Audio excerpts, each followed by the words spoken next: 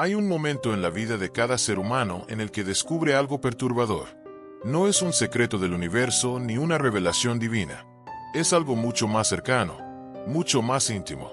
Es el momento en que te das cuenta de que las personas no son lo que parecen. Que detrás de cada sonrisa hay un cálculo. Detrás de cada gesto de bondad, una estrategia. Detrás de cada palabra amable, una intención oculta. Y lo más inquietante de todo es que tú también lo haces. Todos lo hacemos, porque vivimos en un teatro perpetuo donde cada uno de nosotros interpreta un papel, y la máscara que usamos no es opcional. Es nuestra herramienta de supervivencia. Imagina por un momento que pudieras ver a través de las personas, no sus cuerpos, sino sus intenciones. Verías cómo en una conversación aparentemente casual, alguien está midiendo cada palabra que dices, buscando tus debilidades, tus miedos, tus deseos. Verías cómo en un abrazo hay tensión, como en una disculpa hay resentimiento, como en una declaración de amor hay posesión. El mundo se convertiría en un escenario transparente donde cada actor olvida sus líneas y revela su verdadero rostro. Sería aterrador. Sería liberador. Sería insoportable. Antes de continuar, una advertencia. El conocimiento que será compartido aquí no puede ser desaprendido. Va a alterar permanentemente la forma en que ves las relaciones humanas. Si estás listo para abandonar las ilusiones cómodas y ver lo que hay detrás del escenario, suscríbete ahora. Porque esto no es solo un video. Es el inicio de tu viaje bajo la máscara. Ahora, empecemos. La historia que voy a contarte no sucedió en un solo lugar ni en un solo tiempo. Sucede todos los días, en cada ciudad, en cada oficina, en cada hogar. Sucede en el silencio de la noche cuando alguien planea su próximo movimiento. Sucede en la luz del día cuando alguien sonríe mientras clava el cuchillo. Esta es la historia de cómo el poder se mueve entre las personas como un virus invisible, infectando relaciones, corrompiendo intenciones, transformando víctimas en verdugos y verdugos en víctimas. Conoce a Adriana, 32 años, directora de recursos humanos en una empresa mediana. Cabello perfectamente peinado, traje impecable, sonrisa profesional que nunca revela demasiado. Cuando camina por los pasillos de la oficina, la gente la saluda con respeto. Algunos con admiración, otros con miedo disfrazado de cortesía. Adriana tiene un don. Puede leer a las personas como si fueran libros abiertos. Sabe quién está mintiendo en una entrevista. Sabe quién está planeando renunciar antes de que lo sepan ellos mismos. Sabe exactamente qué decir para hacer que alguien se sienta valorado o para destruir su confianza con una sola frase. Pero Adriana no nació así. Hubo un tiempo en que era diferente. Hubo un tiempo en que creía en la bondad humana, en la justicia, en que el trabajo duro era suficiente. Ese tiempo terminó hace exactamente 7 años, 3 meses y 16 días. No es que ella lleve la cuenta. Es que hay momentos en la vida que te marcan con tanta precisión que el tiempo antes y después de ellos se divide como 2 eras completamente distintas. 7 años atrás, Adriana era asistente administrativa en la misma empresa. Trabajaba 12 horas al día. Llegaba antes que todos. Se iba después que todos. Creía que su dedicación sería reconocida. Creía que la meritocracia era real. Creía en las reglas del juego que le habían enseñado. Entonces conoció a Roberto. Roberto era el director de operaciones. 45 años. Casado. 2 hijos. Una reputación impecable. Era el tipo de hombre que todos admiraban. Carismático sin ser arrogante. Exitoso sin ser ostentoso. Amable sin ser débil. Cuando Roberto le pidió a Adriana que trabajara directamente con él en un proyecto especial, ella sintió que finalmente su esfuerzo estaba siendo reconocido. Sintió que había cruzado una puerta invisible hacia el mundo de los que importan. Las primeras semanas fueron perfectas. Roberto la trataba como una igual. Le pedía su opinión. Valoraba sus ideas. La incluía en reuniones importantes. Adriana sentía que estaba creciendo profesionalmente. Sentía que había encontrado un mentor. Sentía que el futuro era brillante. No notó las señales. O tal vez las notó pero las ignoró porque quería creer en la versión de la realidad que se estaba construyendo. Las reuniones empezaron a extenderse más allá del horario laboral. Los correos electrónicos llegaban a medianoche. Las conversaciones profesionales se mezclaban con comentarios personales. Roberto le preguntaba sobre su vida, sus sueños, sus miedos. Adriana pensaba que era interés genuino. Pensaba que así eran las relaciones entre colegas de alto nivel. Pensaba que estaba siendo ingenua al sentir que algo no estaba bien. Una noche, después de una cena de trabajo que se extendió hasta las 11, Roberto la llevó a su auto. Dijo que era tarde para que tomara transporte público. Dijo que era lo correcto. En el camino, detuvo el auto en un lugar oscuro. Apagó el motor. El silencio llenó el espacio como agua fría. Adriana sintió como su corazón comenzaba a latir más rápido. Sintió como el aire se volvía denso. Sintió como cada segundo se estiraba como una eternidad. Roberto se giró hacia ella. Su rostro ya no era el del mentor amable. Era el rostro de alguien que había estado esperando este momento, que lo había planeado, que sabía exactamente lo que iba a hacer. Puso su mano sobre la pierna de Adriana. No fue un gesto violento. Fue calculado. Fue una prueba. Una forma de medir su reacción. Una forma de establecer control. Adriana se congeló. No por miedo físico, sino por algo más complejo. Por la comprensión instantánea de que todo lo que había construido en los últimos meses estaba en peligro. Que si rechazaba este avance, perdería su posición. Que si lo aceptaba, perdería algo mucho más valioso. Que no había una opción correcta. Que el juego estaba arreglado desde el principio. Ella apartó su mano con firmeza pero sin agresividad. Dijo que quería irse a casa. Roberto sonrió. No fue una sonrisa de disculpa. Fue una sonrisa de alguien que acababa de obtener información valiosa. Encendió el motor. La llevó a su casa en silencio. Cuando ella bajó del auto, él dijo algo que ella nunca olvidaría. Dijo, con una voz tranquila y casi paternal, que esperaba que esto no afectara su relación profesional, que valoraba mucho su trabajo, que sería una pena que las cosas se complicaran. No fue una amenaza explícita. Fue algo mucho más sofisticado. Fue la implantación de una idea. La idea de que ella tenía algo que perder. La idea de que él tenía el poder de quitárselo. La idea de que el silencio era su mejor opción. Adriana no durmió esa noche. Se quedó despierta mirando el techo, sintiendo como algo dentro de ella se rompía y se reconfiguraba. No fue un colapso. Fue una transformación. Fue el momento en que entendió que el mundo no funcionaba como le habían dicho. Que las reglas eran diferentes para diferentes personas, que el poder no se ganaba con trabajo duro, se ganaba con manipulación, con control, con la capacidad de hacer que otros hicieran lo que tú querías sin que se dieran cuenta de que estaban siendo manipulados. Al día siguiente, Adriana llegó a la oficina como siempre. Saludó a Roberto con profesionalismo. Continuó con su trabajo.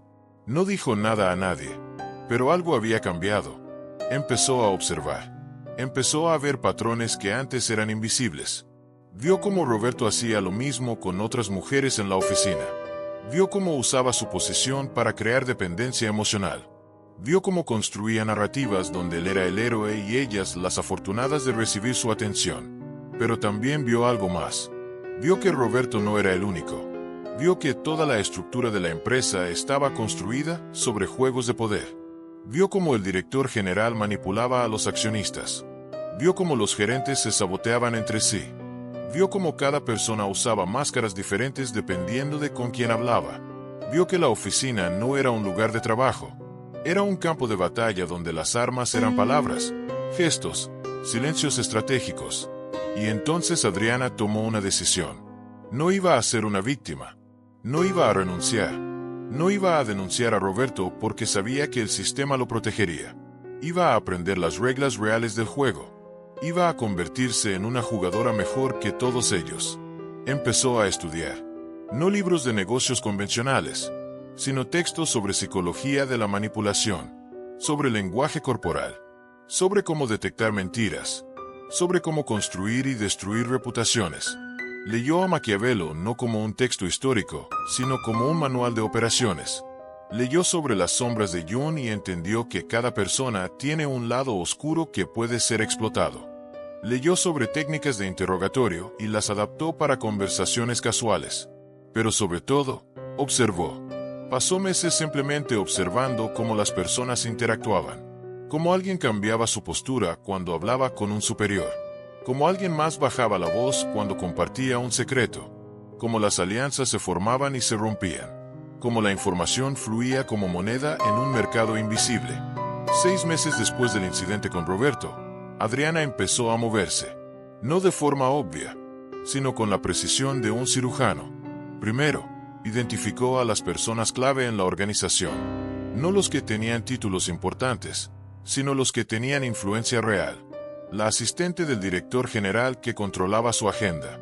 El contador que sabía dónde estaban enterrados los secretos financieros. La recepcionista que escuchaba todas las conversaciones en el lobby. Adriana cultivó relaciones con cada uno de ellos. No de forma transaccional, sino genuina. O al menos, lo suficientemente genuina como para que ellos creyeran que era real. Les preguntaba sobre sus vidas. Recordaba detalles pequeños. Les hacía favores sin pedir nada a cambio. Construyó una red de personas que la veían como una aliada, como alguien confiable, como alguien que se preocupaba. Mientras tanto, empezó a documentar todo sobre Roberto, no de forma ilegal, sino meticulosa. Garbacorios electrónicos. Anotaba fechas y horas de comportamientos inapropiados. Hablaba con otras mujeres que habían trabajado con él, no para denunciarlo, sino para entender su patrón, para mapear su estrategia, para encontrar sus debilidades. Un año después, cuando se abrió una posición en recursos humanos, Adriana aplicó. No era la candidata obvia. Había personas con más experiencia, con mejores credenciales. Pero Adriana tenía algo que ellos no tenían. Tenía información. Tenía aliados. Tenía un plan. Durante el proceso de selección, sutilmente dejó caer información sobre los otros candidatos. Nada falso. Solo verdades inconvenientes dichas en el momento correcto a la persona correcta. Un comentario sobre cómo un candidato había tenido problemas en su trabajo anterior. Una pregunta inocente sobre si otro candidato realmente tenía las certificaciones que decía tener. Pequeñas semillas de duda plantadas con precisión quirúrgica. Obtuvo el puesto. Y desde esa posición, empezó a construir su imperio. No de forma obvia, sino sistemática. Cambió políticas. Implementó nuevos procesos de evaluación. Creó comités donde ella tenía la última palabra. Y lentamente, muy lentamente, empezó a mover las piezas contra Roberto. No fue un ataque directo. Fue una erosión gradual. Empezó a asignar a Roberto proyectos donde era probable que fallara. Empezó a documentar cada error, cada retraso, cada decisión cuestionable. Empezó a construir una narrativa donde Roberto ya no era el líder carismático, sino alguien que estaba perdiendo su toque. Alguien que tal vez había llegado a su límite. Alguien que tal vez era hora de que se retirara. Tomó 3 años. 3 años de movimientos calculados. 3 años de paciencia. 3 años de usar la máscara perfecta de la profesional dedicada, mientras por dentro era una estratega implacable. Hasta que finalmente, Roberto renunció. No fue despedido. Eso habría sido demasiado obvio. Fue una renuncia voluntaria después de que se le hiciera claro que su futuro en la empresa era limitado. Después de que varias de sus iniciativas fueran bloqueadas. Después de que su reputación fuera cuestionada en conversaciones privadas que él nunca escuchó. El día que Roberto se fue, Adriana no sintió triunfo. Sintió vacío, porque se dio cuenta de algo perturbador. Se había convertido exactamente en lo que odiaba. Había usado las mismas tácticas. Había jugado el mismo juego. Había puesto una máscara y la había usado tan bien que ya no estaba segura de dónde terminaba la máscara y dónde empezaba su verdadero rostro. Ahora, déjame presentarte a Marcos. 26 años. Diseñador gráfico freelance. Vive en un departamento pequeño que comparte con 2 roommates. Tiene talento. Tiene ambición. Tiene una sonrisa que desarma a cualquiera. Y tiene algo más. Tiene la capacidad de hacer que las personas se enamoren de él sin que él se enamore de nadie. Marcos descubrió su poder cuando tenía 16 años. Fue en la preparatoria. Había una chica, Sofía, que era popular, inteligente, inalcanzable. Todos los chicos querían su atención. Marcos no era el más guapo ni el más atlético, pero tenía algo diferente. Tenía la capacidad de escuchar, de hacer preguntas, de hacer que la otra persona se sintiera como la única persona en el mundo. Un día, después de clases, Marcos se acercó a Sofía. No con una línea ensayada ni con un cumplido obvio. Simplemente le preguntó sobre un libro que ella estaba leyendo. Sofía, acostumbrada a que los chicos solo hablaran de ellos mismos, se sorprendió. Empezaron a hablar. Marcus no intentó impresionarla. No habló de sus logros. Solo escuchó. Hizo preguntas inteligentes. Mostró interés genuino. O al menos, lo que parecía interés genuino. En 2 semanas, Sofía estaba enamorada. No fue un enamoramiento superficial. Fue profundo. Ella sentía que Marcos la entendía de una forma que nadie más lo hacía. Que podía ser vulnerable con él. Que él veía partes de ella que ella misma no sabía que existían. Lo que Sofía no sabía era que Marcos estaba ejecutando un patrón. Un patrón que había descubierto por accidente pero que había perfeccionado con práctica. El patrón era simple. Primero, escuchar intensamente. Hacer que la otra persona hablara de sí misma. Todos aman hablar de sí mismos. Segundo, reflejar sus emociones. Si ella estaba triste, él mostraba empatía. Si ella estaba emocionada, él compartía su entusiasmo. Tercero, crear momentos de intimidad emocional. Compartir un secreto pequeño para que ella sintiera que debía compartir uno más grande. Cuarto, retirarse estratégicamente. No estar siempre disponible. Crear un poco de ansiedad. Hacer que ella lo buscara. Marcos no pensaba en esto de forma consciente al principio. Era instintivo. Pero con el tiempo, empezó a notar los patrones. Empezó a ver cómo podía predecir las reacciones de las personas. Cómo podía hacer que alguien se sintiera especial con solo cambiar el tono de su voz. Cómo podía crear conexión con solo mantener contacto visual 3 segundos más de lo normal. Con Sofía, la relación duró 4 meses. Fueron 4 meses intensos. Ella le presentó a sus amigos. Le contó sus secretos más profundos. Planeaba su futuro juntos. Y entonces, Marcos se aburrió. No de forma cruel. Simplemente perdió interés. La novedad se había ido. El desafío había terminado. Empezó a responder sus mensajes más tarde. Empezó a cancelar planes. Empezó a crear distancia. Sofía no entendía qué había pasado. Se culpaba a sí misma. Pensaba que había hecho algo mal. Marcos nunca fue cruel. Nunca la insultó. Nunca le dijo que ya no la quería. Simplemente se desvaneció. Como humo. Y cuando ella finalmente le preguntó qué estaba pasando, él le dijo con una voz suave y triste que sentía que estaban en diferentes momentos de sus vidas. Que ella merecía a alguien mejor. Que él no estaba listo para una relación seria. Fueron palabras perfectas. Palabras que no dejaban espacio para el enojo. Palabras que hacían que ella se sintiera mal por estar molesta. Palabras que lo pintaban a él como el honesto y a ella como la que estaba pidiendo demasiado. Sofía lloró durante semanas. Marcos pasó a la siguiente persona. Este patrón se repitió durante años. Diferentes chicas. Diferentes historias. Pero la misma estructura. Marcos se convirtió en un experto en crear intimidad falsa. En hacer que las personas sintieran que tenían una conexión especial con él. Y luego, cuando ya no les servían o cuando se aburrían, desaparecer sin dejar rastro de culpa. Pero Marcos no se veía a sí mismo como un manipulador. Se veía como alguien que simplemente entendía a las personas. Como alguien que era bueno en las relaciones. Como alguien que no podía evitar que las personas se enamoraran de él. Había construido una narrativa donde él era la víctima de su propio carisma. Donde las chicas eran las que se apegaban demasiado.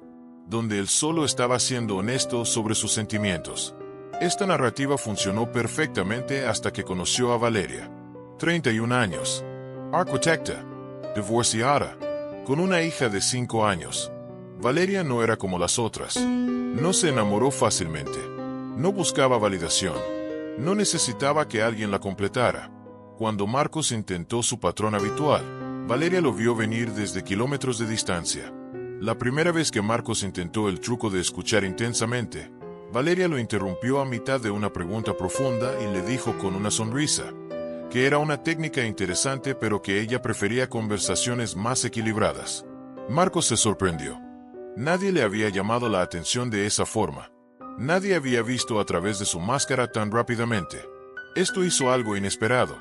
Despertó su interés real. Por primera vez en años, Marcos se encontró genuinamente intrigado por alguien. Valeria no jugaba sus juegos porque no necesitaba jugar.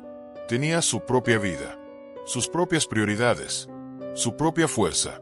Y esto era irresistible para alguien acostumbrado a tener control total. Marcos empezó a perseguirla, no con su patrón habitual, sino con esfuerzo real. Valeria lo mantenía a distancia, no por estrategia, sino porque genuinamente estaba evaluando si él valía su tiempo. Tenía una hija, tenía responsabilidades, no podía darse el lujo de juegos emocionales. Durante meses, Marcos intentó impresionarla. Le enviaba mensajes pensados, la invitaba a lugares interesantes, mostraba interés en su hija. Y lentamente, muy lentamente, Valeria empezó a bajar sus defensas. Empezó a creer que tal vez Marcos era diferente, que tal vez había madurado, que tal vez esta vez era real. Empezaron una relación. Los primeros meses fueron hermosos. Marcos se comportaba de forma diferente. Era más presente, más comprometido, más vulnerable. Valeria pensaba que había encontrado a alguien especial, alguien que entendía su vida complicada, alguien que estaba dispuesto a ser parte de ella. Pero entonces, algo empezó a cambiar. Sutilmente al principio, Marcos empezó a hacer comentarios sobre cómo Valeria pasaba demasiado tiempo con su hija, sobre cómo su exesposo todavía tenía demasiada presencia en su vida, sobre cómo ella no tenía suficiente tiempo para él. No eran acusaciones directas, eran observaciones dichas con tono de preocupación. Eran semillas de culpa plantadas con cuidado. Valeria empezó a sentirse dividida. Empezó a cuestionar sus prioridades. Empezó a sentir que tal vez no estaba siendo una buena pareja. Marcos nunca le pedía explícitamente que cambiara. Solo expresaba cómo se sentía. Solo compartía su dolor. Solo la hacía sentir responsable de su felicidad. Y entonces, Valeria hizo algo que Marcos no esperaba. Lo confrontó. Le dijo que veía lo que estaba haciendo, que reconocía el patrón, que había estado en una relación manipuladora antes y no iba a repetir el error. Le dijo que si él quería estar con ella, tenía que ser honesto, completamente honesto. No solo sobre lo que sentía, sino sobre quién era realmente. Marcos se sintió desnudo. Por primera vez en su vida adulta, alguien lo había visto completamente. No la versión que él presentaba, sino la real, la que usaba a las personas, la que creaba intimidad falsa, la que se escondía detrás de palabras bonitas y gestos calculados. Y en ese momento, tuvo que tomar una decisión. Podía irse, como siempre hacía, o podía quedarse y enfrentar quién era realmente. Eligió quedarse, no porque fuera valiente, sino porque por primera vez, tenía miedo de perder a alguien. Y ese miedo lo obligó a mirarse en el espejo, a ver la máscara que había estado usando durante años, a preguntarse si había algo real debajo de ella. Las siguientes semanas fueron las más difíciles de su vida. Valeria no lo dejó escapar fácilmente. Le hizo preguntas incómodas. Lo obligó a hablar sobre su pasado, sobre las chicas que había lastimado, sobre por qué hacía lo que hacía, sobre qué estaba tratando de llenar con toda esa validación externa. Marcos no tenía respuestas fáciles. Empezó a ir a terapia, no porque Valeria se lo pidiera, sino porque se dio cuenta de que no sabía quién era sin la máscara, que había pasado tanto tiempo siendo lo que otros necesitaban que había perdido contacto con lo que él necesitaba, que su poder de manipulación era en realidad una prisión, una forma de mantener a las personas cerca sin arriesgarse a ser realmente conocido. En terapia, empezó a desempacar su historia. Su padre había sido distante. Su madre había sido sobreprotectora. Había aprendido desde pequeño que el amor era condicional, que tenías que ser lo que otros querían para ser aceptado, que mostrar tu verdadero yo era arriesgarte al rechazo. Así que había construido una versión de sí mismo que era irresistible, una versión que garantizaba atención, una versión que nunca podía ser rechazada porque nunca era realmente vulnerable. Este descubrimiento no lo excusaba, pero lo explicaba, y le daba un camino hacia adelante, un camino donde podía elegir ser diferente, donde podía aprender a crear conexiones reales en lugar de ilusiones de intimidad, donde podía arriesgarse a ser visto y posiblemente rechazado, en lugar de ser admirado por una versión falsa de sí mismo. La relación con Valeria no fue fácil después de eso. Hubo recaídas, hubo momentos donde Marcos volvía a sus viejos patrones. Pero ahora había algo diferente.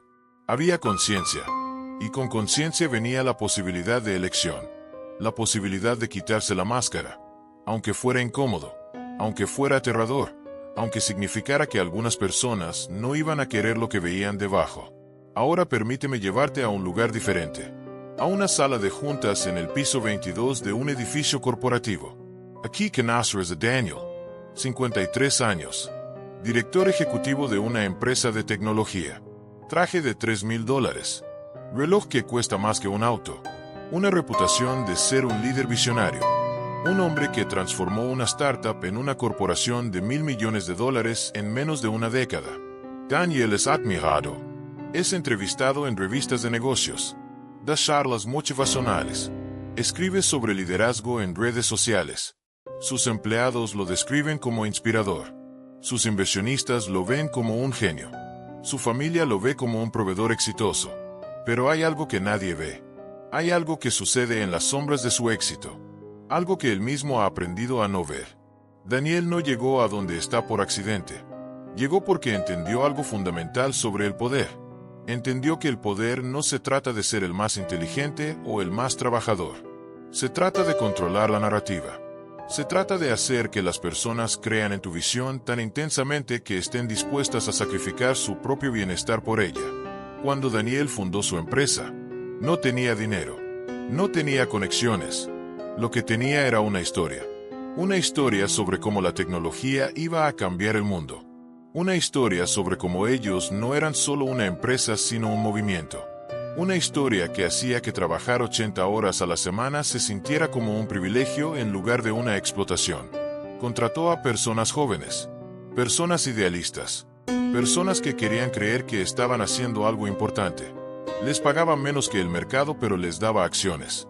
Acciones que algún día valdrían millones. Algún día. Mientras tanto, trabajaban hasta el agotamiento. Sacrificaban sus relaciones. Sacrificaban su salud. Pero no se sentían explotados. Se sentían parte de algo especial. Daniel era un maestro en crear esta ilusión.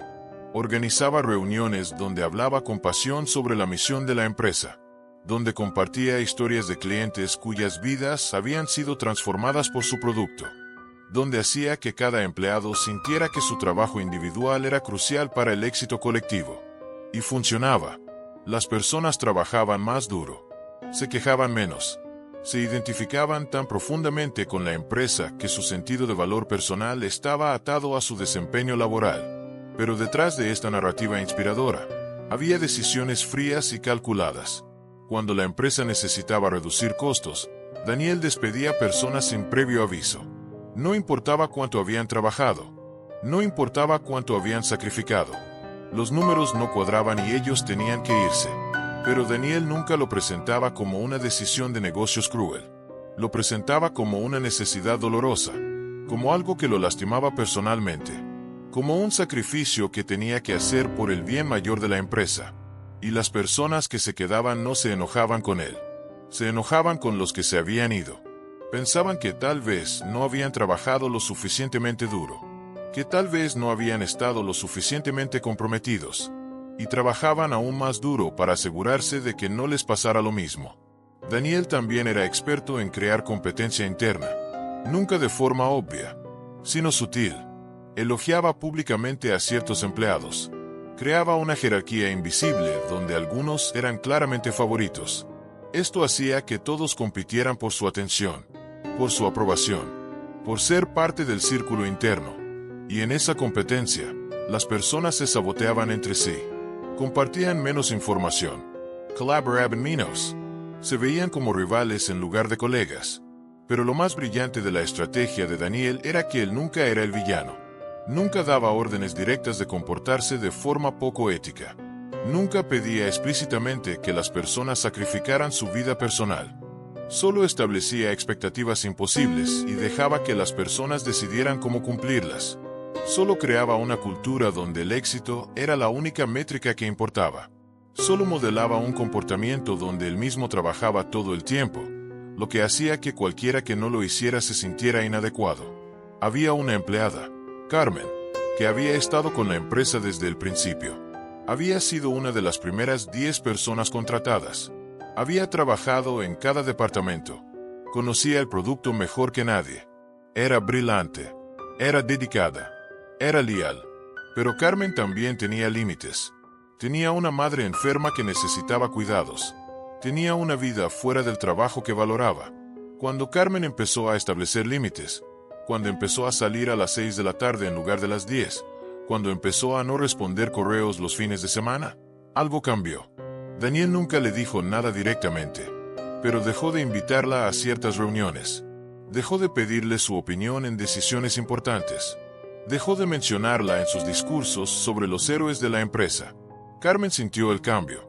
Sintió cómo se volvía invisible, como su trabajo, que antes era celebrado, ahora era apenas notado. Intentó hablar con Daniel. Le explicó su situación. Le dijo que seguía comprometida con la empresa pero que necesitaba balance. Daniel escuchó con empatía. Le dijo que entendía completamente, que la familia era importante, que ella debía hacer lo que fuera mejor para ella. Pero sus acciones dijeron algo diferente. 2 meses después, Carmen fue reasignada a un proyecto menos importante. 6 meses después, su rol fue eliminado en una reestructuración. Daniel le ofreció una posición diferente, con menos responsabilidad y menos pago. Cuando Carmen rechazó y decidió irse, Daniel le dio una carta de recomendación brillante. Le deseó lo mejor. Le dijo que siempre sería parte de la familia de la empresa. Carmen se fue sintiéndose confundida. No había sido despedida. No había sido maltratada abiertamente, pero había sido sistemáticamente marginada hasta que irse era la única opción lógica. Y lo más perturbador era que Daniel probablemente creía su propia narrativa. Probablemente creía que había sido justo, que había dado a Carmen opciones, que ella había elegido priorizar otras cosas sobre la empresa. Esta es la forma más sofisticada de manipulación, cuando el manipulador no se ve a sí mismo como tal. Cuando ha construido una narrativa tan sólida que él mismo es el primer creyente. Cuando puede hacer cosas objetivamente crueles mientras se siente moralmente justificado. Cuando puede destruir vidas mientras duerme perfectamente por las noches porque está convencido de que está haciendo lo correcto. Daniel tiene una familia, una esposa que lo admira, 2 hijos que lo ven como un héroe. Ellos ven el éxito, ven la casa grande, ven las vacaciones exóticas. Ven a un hombre que ha logrado el sueño americano. Lo que no ven son las noches donde Daniel se despierta a las 3 de la mañana con ansiedad, donde revisa compulsivamente sus correos, donde siente un vacío que ninguna cantidad de éxito puede llenar. Lo que no ven es que Daniel está atrapado en su propia máquina, que ha construido una identidad tan atada al éxito que no puede parar, que tiene miedo de que si baja la velocidad, si muestra debilidad, si admite que está cansado, todo se derrumbará, que las personas verán que no es el genio visionario sino alguien que tuvo suerte, que trabajó duro, y que sacrificó todo, incluyendo su humanidad, en el altar del éxito. Su esposa, Patricia, a veces ve destellos de esto. Ve cómo Daniel se tensa cuando alguien cuestiona sus decisiones. Ve cómo necesita constantemente validación. Ve cómo no puede tener una conversación sin convertirla en una lección sobre negocios o liderazgo. Ve cómo ha olvidado cómo ser simplemente humano, cómo estar presente, cómo conectar sin una agenda.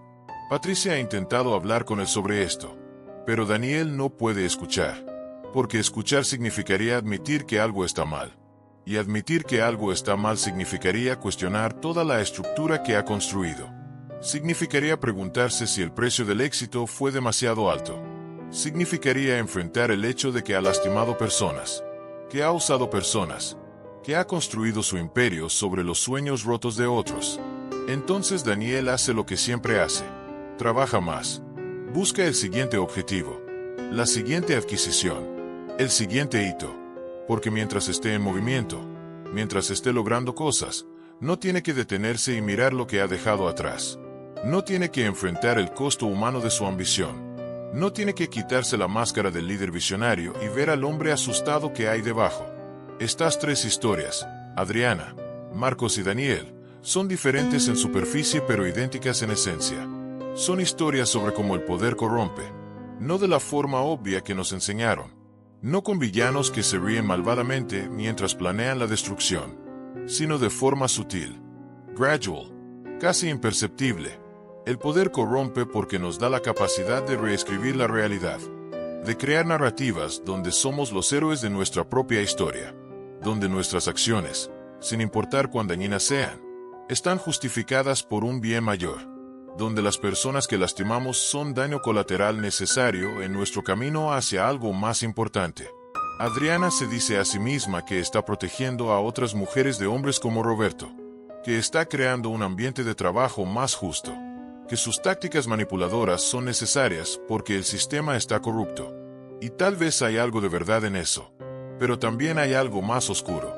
Hay una parte de ella que disfruta el poder, que disfruta ver a las personas moverse como piezas en su tablero, que ha olvidado que esas piezas son seres humanos con sus propias vidas, sus propios miedos, sus propias familias.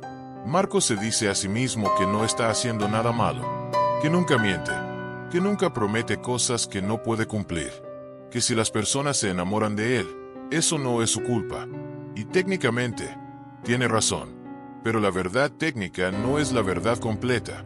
La verdad completa es que él sabe exactamente lo que está haciendo. Sabe cómo crear la ilusión de intimidad. Sabe cómo hacer que alguien se sienta especial. Y sabe que cuando se vaya, dejará a esa persona cuestionando su propio valor. Daniel se dice a sí mismo que está construyendo algo importante, que está cambiando el mundo, que los sacrificios son necesarios, que las personas que no pueden mantener el ritmo simplemente no están hechas para este nivel de excelencia. Y desde su perspectiva, esto tiene sentido. Pero lo que no ve es que está construyendo sus sueños sobre las pesadillas de otros. Que cada persona que se quema trabajando para él es alguien que no verá crecer a sus hijos. Alguien cuya salud mental se deteriorará. Alguien que un día se despertará y se preguntará dónde se fueron los mejores años de su vida. La pregunta que surge entonces es inevitable. ¿Son estas personas malas? ¿Son villanos? ¿Son monstruos? La respuesta es más complicada y más perturbadora que un simple sí o no. Son humanos. Humanos que han aprendido a usar máscaras tan bien que han olvidado que las están usando. Humanos que han racionalizado sus acciones hasta el punto donde genuinamente creen que están haciendo lo correcto. Humanos que, en diferentes circunstancias, podrían haber sido completamente diferentes. Porque aquí está la verdad incómoda que nadie quiere admitir. Todos tenemos la capacidad de convertirnos en Adriana, en Marcos, en Daniel. Todos tenemos momentos donde manipulamos, donde usamos a las personas, donde priorizamos nuestros objetivos sobre el bienestar de otros. La diferencia no es de tipo sino de grado. No es que algunos sean manipuladores y otros no. Es que algunos han perfeccionado el arte hasta convertirlo en su forma de vida. Piensa en tu propia vida. Piensa en las veces que has dicho una mentira piadosa para evitar una conversación incómoda. En las veces que has usado el silencio como castigo. En las veces que has compartido información sobre alguien sabiendo que los haría quedar mal. En las veces que has hecho que alguien se sintiera culpable para conseguir lo que querías. Estas son formas de manipulación. Pequeñas, cotidianas, pero manipulación al fin. La mayoría de nosotros hacemos estas cosas ocasionalmente y luego nos sentimos mal. Nos disculpamos. Intentamos ser mejores. Pero imagina si no sintieras esa culpa.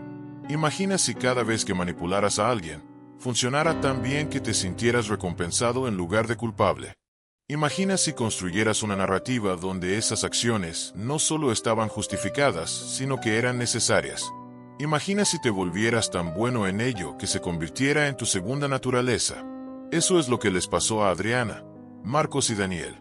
No se despertaron un día y decidieron ser manipuladores. Fue un proceso gradual. Una serie de pequeñas decisiones.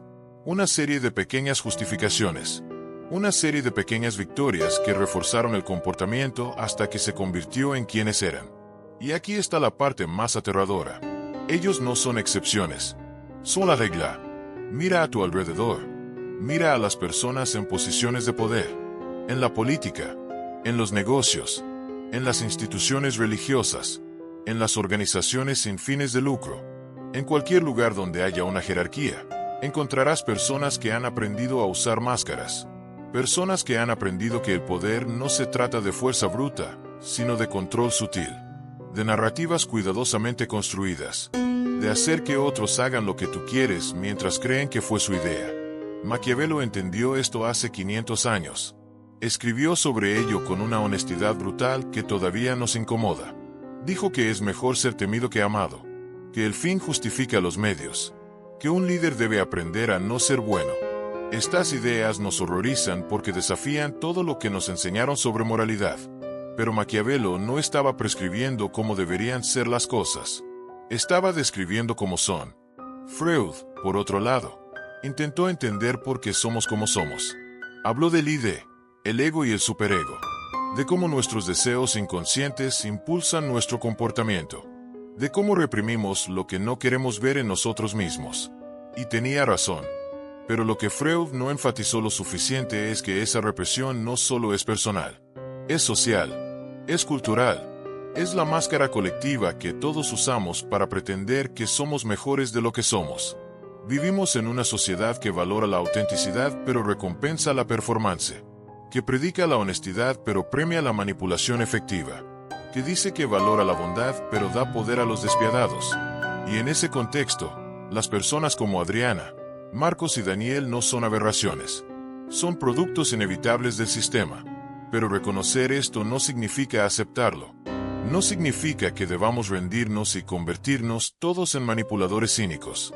Significa que debemos ser honestos sobre la naturaleza humana, sobre nuestras propias capacidades para el bien y el mal, sobre las máscaras que usamos y por qué las usamos. Porque aquí está la paradoja. La única forma de dejar de ser manipulado es entender cómo funciona la manipulación. La única forma de protegerte del poder es entender cómo opera el poder. La única forma de quitarte la máscara es primero admitir que la estás usando. Esto requiere un nivel de autoconciencia que es profundamente incómodo. Requiere mirarte en el espejo y ver no solo la versión de ti mismo que quieres ser, sino la versión que realmente eres. Requiere admitir que has lastimado personas, que has usado personas, que has priorizado tus necesidades sobre las de otros. No ocasionalmente, no por accidente, sino sistemáticamente, como parte de cómo navegas el mundo. Y cuando haces eso, cuando realmente te ves, tienes dos opciones. Puedes hacer lo que la mayoría hace. Puedes construir defensas. Puedes racionalizar.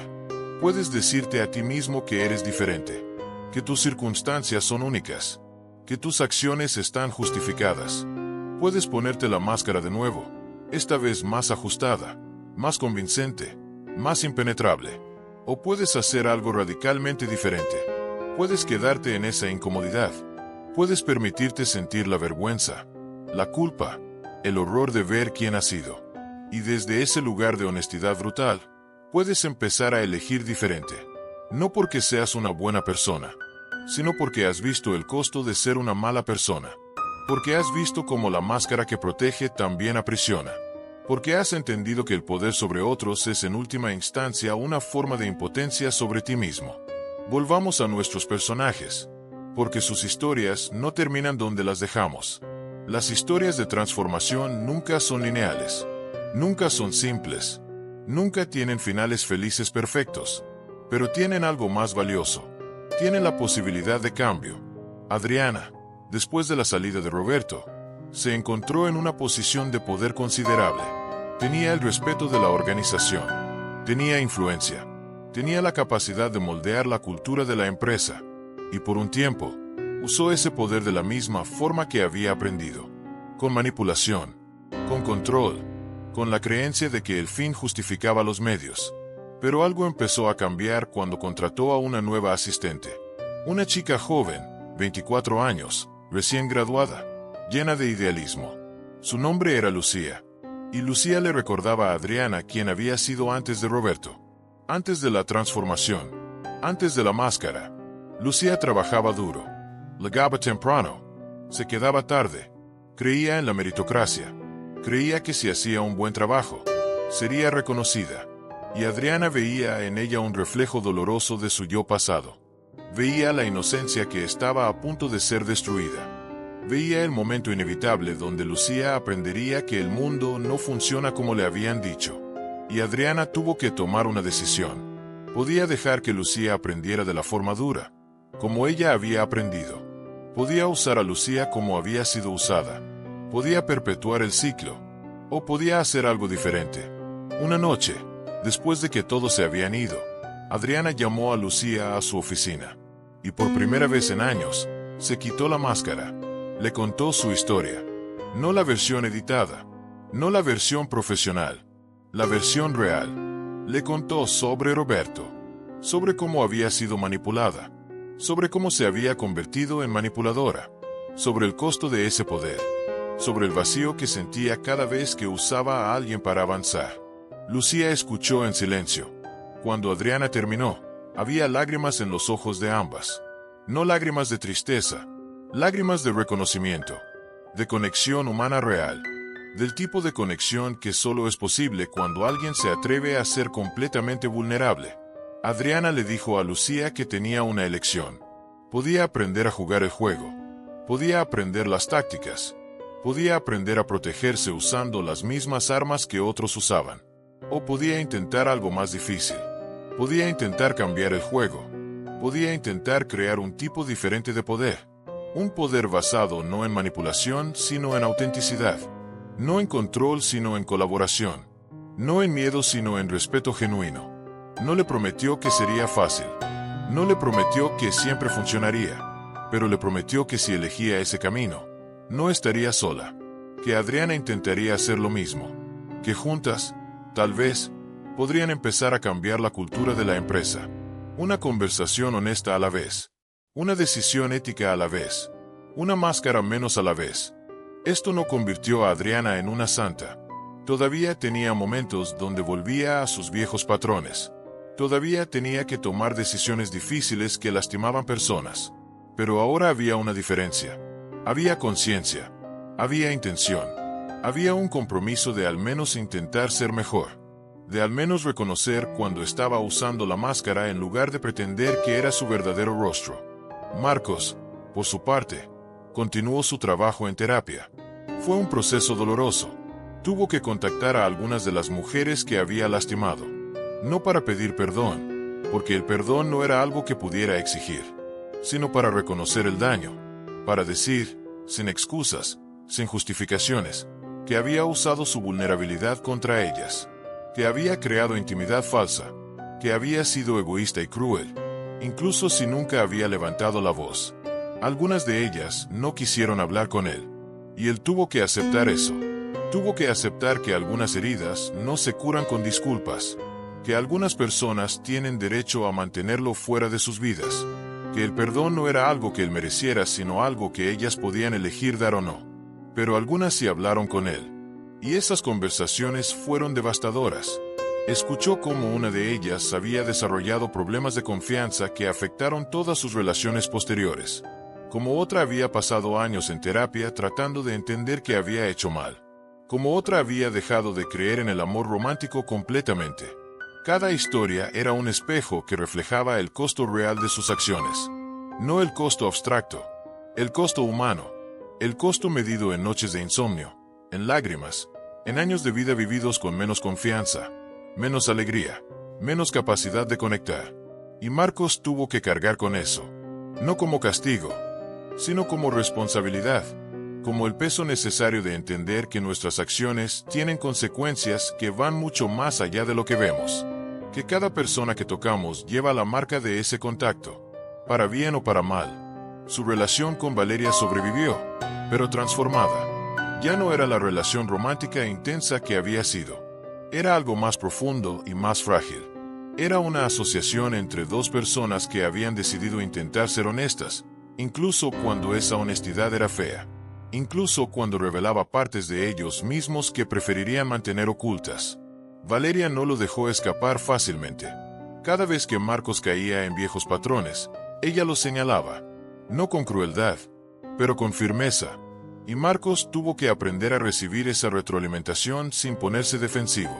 Tuvo que aprender que ser visto completamente significaba ser visto en sus peores momentos, no solo en los mejores. Hubo momentos donde Marcos se preguntó si valía la pena. Si no sería más fácil volver a usar la máscara. Volver a ser el chico encantador que todos amaban. Volver a la superficie donde todo era ligero y fácil y nunca requería este nivel de trabajo emocional. Pero entonces recordaba el vacío. El vacío de ser admirado por una versión falsa de ti mismo. El vacío de tener 100 personas que piensan que te conocen y ninguna que realmente lo haga. El vacío de despertar cada mañana y tener que decidir qué personaje interpretar ese día. Y se daba cuenta de que la incomodidad de la autenticidad era preferible a la comodidad de la falsedad. Que ser visto y posiblemente rechazado era mejor que ser admirado por alguien que no eres. Que la conexión real, por más difícil que fuera de mantener, era infinitamente más valiosa que 1000 conexiones superficiales. Daniel fue el más difícil de cambiar, porque Daniel había construido no solo una máscara, sino un imperio entero sobre esa máscara. Su identidad, su riqueza, su estatus, todo dependía de mantener la narrativa del líder visionario. Quitarse la máscara no significaba solo enfrentar quién era. Significaba potencialmente perder todo lo que había construido. El punto de quiebre llegó de forma inesperada. Su hijo mayor, Sebastián, tenía 23 años. Acababa de graduarse de la universidad con honores. Tenía ofertas de trabajo de las mejores empresas. Tenía un futuro brillante por delante. Y un día, durante una cena familiar, Sebastián anunció que no iba a aceptar ninguna de esas ofertas, que iba a tomarse un año para viajar, para encontrarse a sí mismo, para descubrir qué quería realmente de la vida.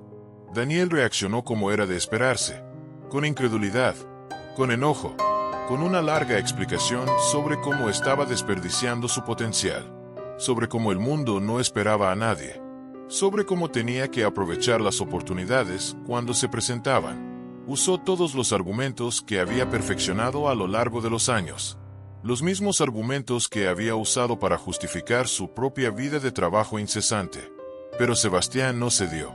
Y entonces dijo algo que atravesó todas las defensas de Daniel.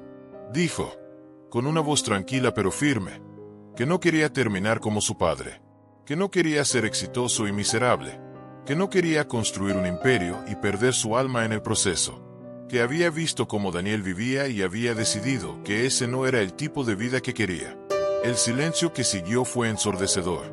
Patricia miraba su plato. El hijo menor, Mateo, miraba entre su padre y su hermano con los ojos muy abiertos. Y Daniel se quedó congelado, con la boca abierta, con una respuesta a medio formar que nunca llegó a salir. Porque en ese momento, Daniel se vio a través de los ojos de su hijo. Y lo que vio lo destrozó. Vio a un hombre que había sacrificado todo por el éxito, que había perdido la conexión con su familia, que trabajaba 70 horas a la semana pero no podía recordar la última vez que había tenido una conversación real con sus hijos, que tenía millones en el banco pero no tenía paz, que era admirado por miles pero no era conocido por nadie. Sebastián se levantó de la mesa y se fue. Daniel se quedó sentado, sintiendo como algo dentro de él se rompía. No de forma dramática, sino como una grieta lenta en una presa. Una grieta que había estado ahí por años, pero que finalmente se había vuelto imposible de ignorar. Esa noche, Daniel no pudo dormir. Se quedó despierto mirando el techo, igual que Adriana había hecho años atrás. Y por primera vez en décadas, se permitió hacer preguntas que había estado evitando. ¿Valió la pena? ¿El éxito, el dinero, el poder, valieron el costo? ¿Qué había ganado realmente? ¿Y qué había perdido? Las respuestas no fueron reconfortantes. Había ganado riqueza pero había perdido tiempo. Tiempo que nunca podría recuperar. Tiempo con sus hijos cuando eran pequeños. Tiempo con su esposa cuando todavía había intimidad entre ellos. Tiempo consigo mismo, con sus propios pensamientos, con la posibilidad de simplemente ser en lugar de siempre estar logrando. Había ganado respeto pero había perdido conexión. Las personas lo admiraban pero no lo conocían. Y él no conocía a nadie realmente. Había pasado tanto tiempo usando la máscara del líder que había olvidado cómo quitársela. Había olvidado cómo ser vulnerable, cómo admitir debilidad, cómo pedir ayuda. Había ganado poder pero había perdido libertad. Estaba atrapado en su propia creación. No podía parar. No podía bajar la velocidad.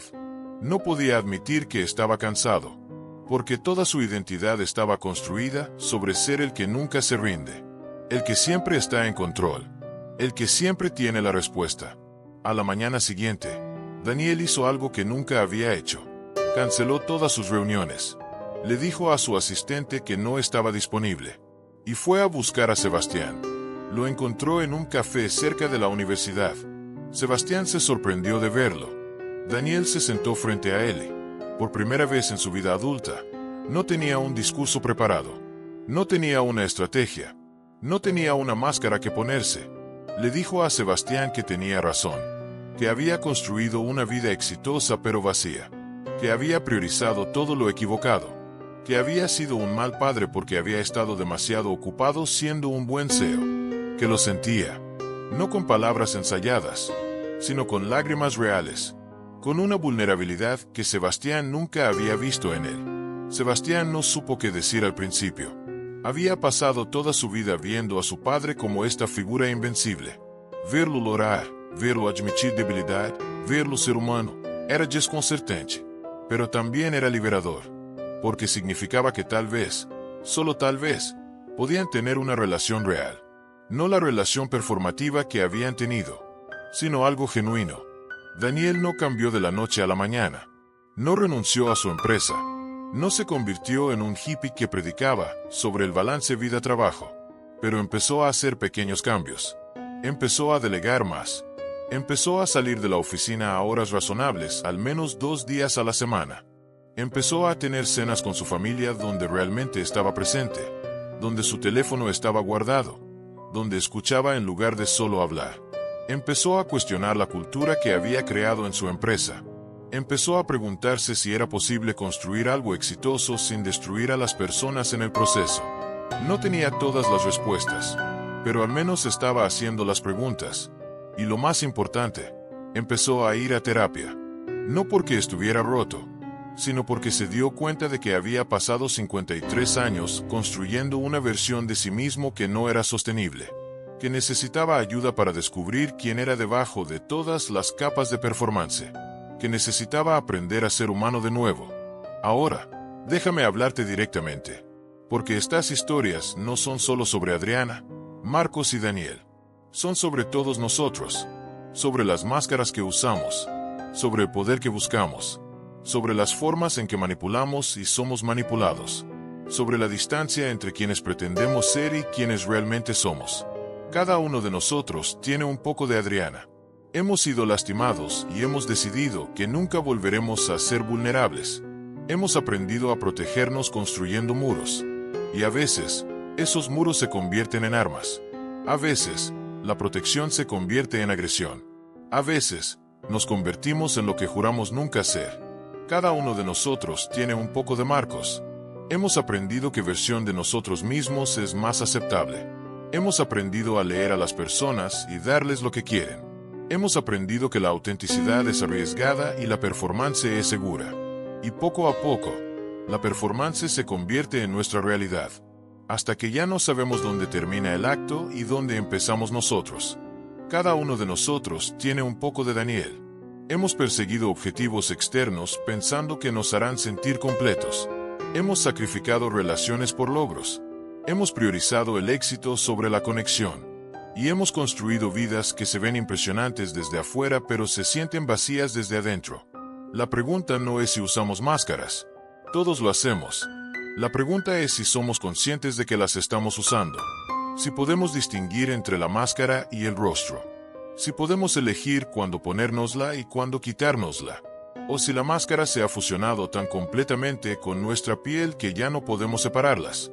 Maquiavelo nos enseñó sobre el poder, sobre cómo obtenerlo, sobre cómo mantenerlo, sobre cómo usarlo. Y sus lecciones son valiosas porque son honestas. No nos dicen cómo deberían ser las cosas en un mundo ideal.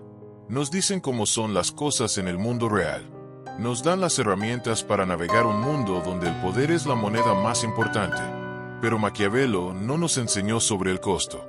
No nos habló sobre lo que le pasa a tu alma cuando usas esas herramientas. No nos advirtió sobre cómo el poder que ganas sobre otros se convierte en una prisión para ti mismo. No nos dijo que puedes ganar el mundo entero y perder tu humanidad en el proceso. Freud nos enseñó sobre la psique, sobre los impulsos inconscientes, sobre cómo nuestro pasado moldea nuestro presente, sobre las defensas que construimos para protegernos del dolor. Y sus lecciones también son valiosas porque nos ayudan a entender por qué hacemos lo que hacemos, por qué repetimos patrones, por qué nos saboteamos, porque no podemos simplemente elegir ser diferentes. Pero Freud tampoco nos dio la respuesta completa, porque entender por qué haces algo no es lo mismo que cambiarlo. Puedes pasar años en terapia desentrañando tu infancia y todavía seguir usando las mismas máscaras. Puedes tener todo el autoconocimiento del mundo y todavía elegir el poder sobre la conexión. Puedes ver tus patrones claramente y todavía repetirlos. Lo que necesitamos es algo que combine ambos. La honestidad brutal de Maquiavelo sobre cómo funciona el poder, y la comprensión profunda de Freud sobre por qué somos como somos. Pero también necesitamos algo más. Necesitamos el coraje de elegir diferente. El coraje de quitarnos las máscaras incluso cuando es aterrador.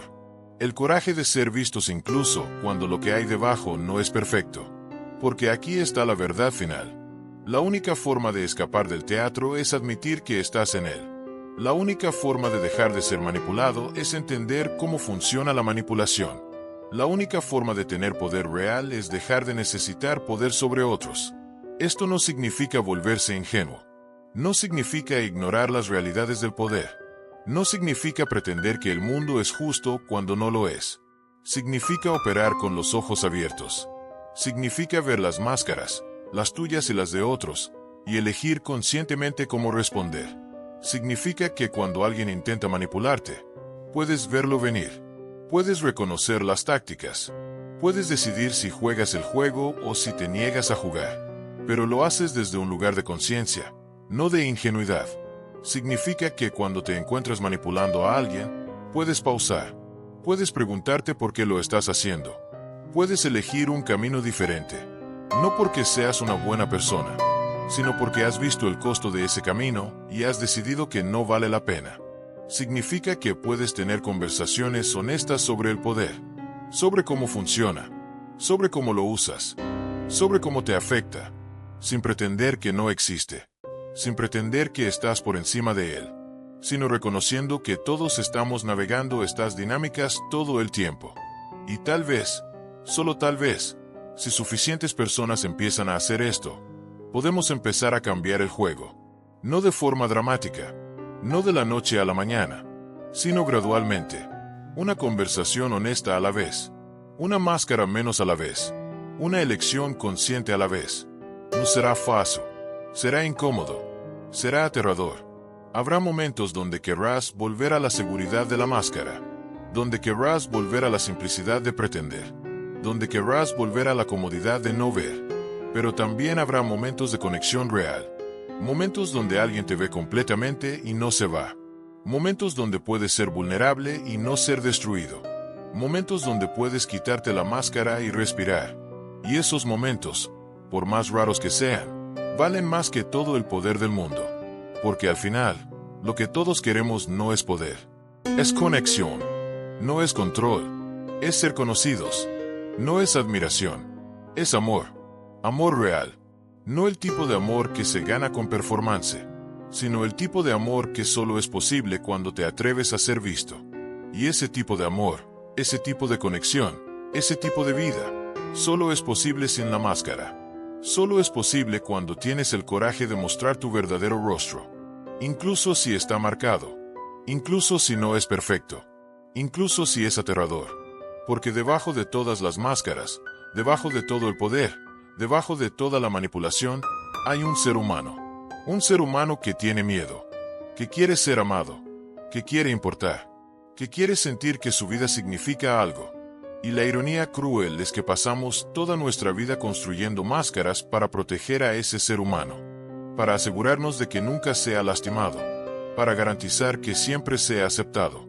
Pero en el proceso, lo enterramos tan profundo que nadie puede encontrarlo. Ni siquiera nosotros mismos. Entonces, ¿qué hacemos con todo esto? ¿Cómo vivimos en un mundo donde el poder y la manipulación son moneda corriente? ¿Cómo nos protegemos sin convertirnos en lo que tememos? ¿Cómo mantenemos nuestra humanidad en un sistema que recompensa la falta de ella? No hay respuestas fáciles, pero hay principios, hay prácticas, hay formas de navegar este teatro sin perder completamente tu alma en el proceso. Primero, cultiva la conciencia. Observa tus propios patrones. Nota cuando estás usando una máscara. Nota cuando estás manipulando. Nota cuando estás priorizando el poder sobre la conexión. No para juzgarte, sino para ver, porque no puedes cambiar lo que no puedes ver. Segundo, cuestiona tus narrativas. Todos tenemos historias que nos contamos sobre quiénes somos y por qué hacemos lo que hacemos. Estas historias son poderosas porque moldean nuestra realidad, pero también pueden ser presiones. Pregúntate, ¿esta historia es verdad? ¿O es una justificación? ¿Me está sirviendo? ¿O me está limitando? Tercero, practica la vulnerabilidad selectiva. No con todos, no todo el tiempo, pero con algunas personas, en algunos momentos. Atrévete a quitarte la máscara. Atrévete a ser visto. Empieza pequeño, con una persona en la que confíes, con una verdad que no sea demasiado aterradora. Y ve qué pasa. Ve si el mundo se derrumba. O si, tal vez, se abre. Cuarto, desarrolla tu detector de manipulación. Aprende las tácticas. Estudia cómo funciona. No para usarlas, sino para reconocerlas. Cuando alguien te hace sentir culpable sin razón. Cuando alguien te hace dudar de tu propia percepción. Cuando alguien usa tu vulnerabilidad contra ti. Aprende a ver estas cosas en tiempo real. Y aprende a responder conscientemente en lugar de reaccionar automáticamente. Quinto, elige tus batallas. No puedes cambiar el sistema completo. No puedes salvar a todos. No puedes quitarte todas las máscaras todo el tiempo. Pero puedes elegir dónde poner tu energía. Puedes elegir qué batallas vale la pena pelear. Puedes elegir con quién ser auténtico. Puedes elegir cuándo usar la máscara como herramienta y cuándo quitártela como acto de coraje. Sexto, busca comunidad. No puedes hacer esto solo. Necesitas personas que también estén intentando vivir conscientemente. Personas que puedan señalar tus puntos ciegos. Personas que puedan sostenerte cuando quieras rendirte. Personas que entiendan que este es un proceso, no un destino. Que todos estamos aprendiendo. Que todos fallamos. Que todos necesitamos gracia. Séptimo, practica la compasión. Para ti mismo. Para otros. Para las personas que usan máscaras porque no saben cómo quitárselas. Para las personas que manipulan porque es la única forma que conocen de conseguir lo que necesitan. Para las personas que buscan poder porque se sienten impotentes. Esto no significa tolerar el abuso. Significa entender que todos estamos lidiando con nuestros propios demonios. Que todos estamos haciendo lo mejor que podemos con las herramientas que tenemos. Octavo, acepta la paradoja. Vas a fallar. Vas a usar máscaras. Vas a manipular. Vas a priorizar el poder sobre la conexión. Y eso está bien. No porque esté bien, sino porque es humano. La perfección no es el objetivo. La conciencia es el objetivo. La elección es el objetivo. La capacidad de ver lo que estás haciendo y decidir si quieres seguir haciéndolo. Noveno, redefine el éxito. No como acumulación de poder. No como control sobre otros. No como admiración de las masas, sino como la capacidad de ser tú mismo. Como la profundidad de tus conexiones. Como la paz que sientes cuando estás solo. Como la congruencia entre quién eres en privado y quién eres en público. Como la libertad de no tener que actuar todo el tiempo. Décimo, recuerda que esto es un proceso de toda la vida. No hay un punto donde llegas y ya está. Donde has quitado todas las máscaras y ahora eres completamente auténtico todo el tiempo. La vida es más complicada que eso. Habrá momentos de claridad y momentos de confusión. Momentos de coraje y momentos de cobardía. Momentos donde ves claramente y momentos donde estás completamente ciego. Y eso está bien, porque no se trata de ser perfecto. Se trata de ser consciente. Se trata de elegir.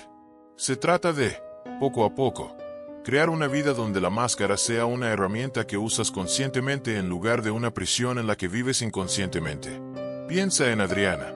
Ella no se convirtió en una persona completamente diferente. Todavía es estratégica. Todavía es calculadora. Todavía sabe cómo leer a las personas y cómo influenciarlas. Pero ahora usa esas habilidades conscientemente. Ahora se pregunta, ¿estoy haciendo esto para protegerme o para lastimar a alguien? ¿Estoy usando mi poder para crear algo mejor o solo para mantener mi posición? Y a veces, la respuesta es incómoda. A veces, se da cuenta de que está cayendo en viejos patrones. Pero ahora tiene la capacidad de pausar, de elegir diferente, de disculparse cuando se equivoca, de intentar de nuevo. Piensa en Marcos. Él no se convirtió en alguien que no sabe cómo conectar con las personas. Todavía es carismático. Todavía sabe cómo hacer que alguien se sienta especial. Pero ahora usa esas habilidades para crear conexión real en lugar de ilusión de intimidad. Ahora se pregunta, ¿estoy siendo genuino? ¿O estoy actuando? ¿Estoy compartiendo mi verdadero yo? ¿O una versión editada? Y a veces, la respuesta es que está actuando, que está cayendo en el patrón. Pero ahora tiene la capacidad de reconocerlo, de corregir el curso, de ser honesto sobre lo que está haciendo, de dar a la otra persona la opción de decidir si quiere continuar. Piensa en Daniel. Él no renunció a su empresa, no dejó de ser ambicioso, no se convirtió en alguien que no se preocupa por el éxito, pero ahora define el éxito de forma diferente. Ahora se pregunta, ¿a qué costo? ¿Vale la pena? ¿Estoy construyendo algo que importa? ¿O solo algo que se ve impresionante? Y a veces, la respuesta es que está priorizando las cosas equivocadas, que está cayendo en el patrón de trabajar para evitar sentir. Pero ahora tiene la capacidad de notarlo, de tomar un día libre, de tener una conversación real con su hijo, de admitir que no tiene todas las respuestas. Estos no son finales felices perfectos, son finales reales, finales donde las personas siguen luchando, donde siguen fallando, donde siguen aprendiendo, pero donde hay algo que no estaba antes. Hay conciencia, hay elección, hay la posibilidad de ser diferentes. Y esa posibilidad, por más pequeña que sea, es todo. Porque significa que no estamos condenados a repetir los mismos patrones para siempre. Que no estamos atrapados en las máscaras que construimos. Que podemos, poco a poco, convertirnos en versiones más auténticas de nosotros mismos. No será fácil, no será rápido, no será perfecto, pero será real. Y al final, lo real es lo único que vale la pena. Hay una última cosa que necesito decirte. Algo que tal vez ya has empezado a sentir mientras escuchabas estas historias. Algo incómodo. Algo que tal vez preferirías no reconocer. Mientras escuchabas sobre Adriana, sobre Marcos, sobre Daniel, probablemente te identificaste con ellos. Viste partes de ti mismo en sus historias. Reconociste tus propias máscaras, tus propias manipulaciones, tus propias justificaciones. Pero también hiciste algo más. También te distanciaste. También pensaste, yo no soy tan malo como ellos. Yo no manipulo de esa forma. Yo tengo mejores razones. Yo soy diferente. Y tal vez tengas razón. Tal vez eres diferente. Tal vez tus máscaras son más sutiles. Tal vez tus manipulaciones son más justificadas. Tal vez tu búsqueda de poder es más noble. O tal vez, solo tal vez, esa es otra máscara. Tal vez esa es otra forma de evitar ver la verdad completa. Tal vez esa es otra narrativa que te cuentas para no tener que enfrentar quién eres realmente. Porque aquí está la verdad más incómoda de todas. No hay una línea clara entre los buenos y los malos, entre los manipuladores y los auténticos, entre los que usan máscaras y los que no. Todos estamos en el espectro. Todos tenemos momentos de cada uno. La diferencia no es que algunas personas sean malas y otras buenas. La diferencia es que algunas personas son conscientes de su capacidad para el mal y otras no. Algunas personas pueden ver sus propias sombras y otras las proyectan en otros. Algunas personas pueden admitir su hipocresía y otras la niegan. Y la pregunta que tienes que hacerte, la pregunta que todos tenemos que hacernos, es, ¿en qué lado quiero estar? ¿Quiero ser consciente? ¿O quiero seguir cómodo en mis ilusiones? Porque la conciencia tiene un costo. Una vez que ves, no puedes dejar de ver. Una vez que reconoces tus propias máscaras, no puedes pretender que no están ahí. Una vez que admites tu capacidad para la manipulación, tienes que tomar responsabilidad por ella. Y eso es aterrador. Es mucho más fácil creer que eres una buena persona que hace cosas buenas por buenas razones. Es mucho más fácil ver las máscaras de otros que las tuyas propias. Es mucho más fácil juzgar que ser juzgado. Pero esa facilidad tiene un precio. El precio es que nunca cambias. El precio es que sigues repitiendo los mismos patrones. El precio es que construyes una vida que se ve bien desde afuera pero se siente vacía desde adentro. El precio es que nunca experimentas conexión real porque nunca te atreves a ser realmente visto. Entonces tienes una elección. Puedes cerrar este video y volver a tu vida como si nada hubiera pasado. Puedes olvidar estas historias. Puedes volver a la comodidad de tus máscaras. Puedes seguir pretendiendo que eres diferente. O puedes hacer algo radicalmente diferente. Puedes quedarte con la incomodidad. Puedes permitirte ver tus propias máscaras. Puedes empezar a hacer las preguntas difíciles. Puedes empezar el proceso de convertirte en alguien más consciente, más auténtico, más real. No te voy a mentir. Si eliges el segundo camino, va a ser difícil. Va a haber momentos donde te arrepientas, donde desees poder volver a la ignorancia, donde extrañes la simplicidad de no ver.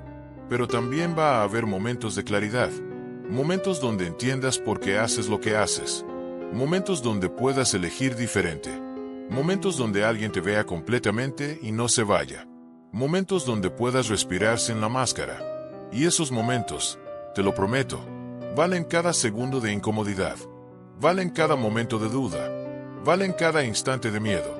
Porque al final, la única vida que vale la pena vivir es una vida auténtica.